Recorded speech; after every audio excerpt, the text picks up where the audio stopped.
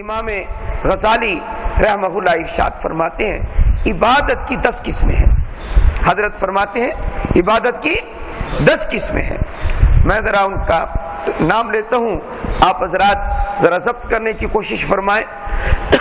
فرمایا نماز پہلا نمبر. نماز کس کے بعد پہلا نمبر؟ یہ افعال کا ذکر ہو رہا ہے, اعمال کا, ورنہ عقیدہ تو یہ اشہد ان لا الہ الا اللہ و اشہد ان محمد رسول اللہ یہ اور عبدہ و رسولہ, یہ عقیدہ تو پہلے موجود ہے. اس کے بعد جو افعال ہیں, عبادت والے کام ہیں, ان میں سب سے پہلا نمبر نماز کا ہے.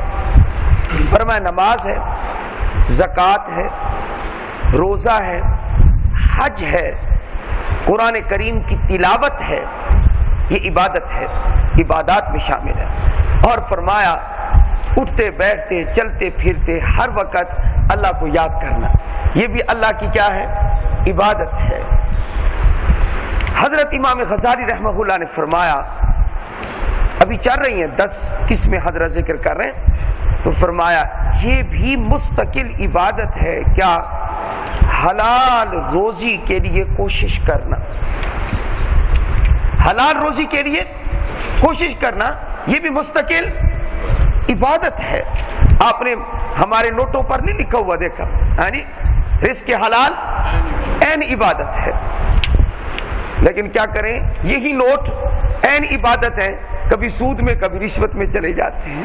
یعنی الامان والحفیظ, سود اور رشوت, اور اوپر لکھا ہوا کیا ہوتا ہے جی, یعنی کہ عین عبادت. رزق حلال, ہاں رزق نہیں صرف پیسہ نہیں بلکہ حلال کا پیسہ یہ کمانا, اس کی فکر کرنا, یہ عین عبادت ہے. تو امام غزالی رحمہ اللہ نے یہ ان 10 قسموں کے اندر شامل فرمایا. اور حضرت نے فرمایا کہ 10 قسموں میں یہ بھی شامل ہے پڑوسی, ساتھی, یہ قریب کے لوگ, ان کے حقوق ادا کرنا, پڑوسیوں کے حقوق ادا کرنا, یہ بھی اللہ کی عبادت میں شامل ہے. امر بالمعروف نہی عن المنکر کرنا, یہ بھی عبادت میں شامل ہے. لوگوں کو نیکی کا حکم دینا, برائی سے روکنا, یہ عبادت کے اندر شامل ہے. اور آخری نمبر حضرت نے یہ ذکر کیا کہ رسول اللہ صلی اللہ علیہ وآلہ وسلم کی سنت کی اتباع کرنا, آپ کی سنت پر چلنا, سنت کو اپنانا, یہ عبادت ہے. تو حضرت رحمت اللہ علیہ نے فرمایا عبادت کی 10 قسمیں ہیں. یہ تو ان میں حضرت نے ہر وقت ذکر اللہ کرنا, اٹھتے بیٹھتے چلتے پھرتے رزق حلال کے لیے, اور قرآن کریم کی تلاوت کرنا, یہ عبادات میں شامل ہے. واقعتاً ایک ایک حرف پر اللہ 10 نیکیاں عطا فرماتے ہیں. سعادت کی بات ہوگی, وہ دن ہمارا بہت اچھا گزرے گا کہ جس پورے دن میں صبح سے لے کر شام تک کوئی 1 رکوع 2 رکوع 3 رکوع ہم قرآن کریم کی تلاوت کر لیں, وہ دن ہمارا بہت اچھا دن گزرے گا. ایاک نعبد و ایاک نستعین. تو آپ حضرات کمائیں, رزق حلال کے لیے کوشش کریں.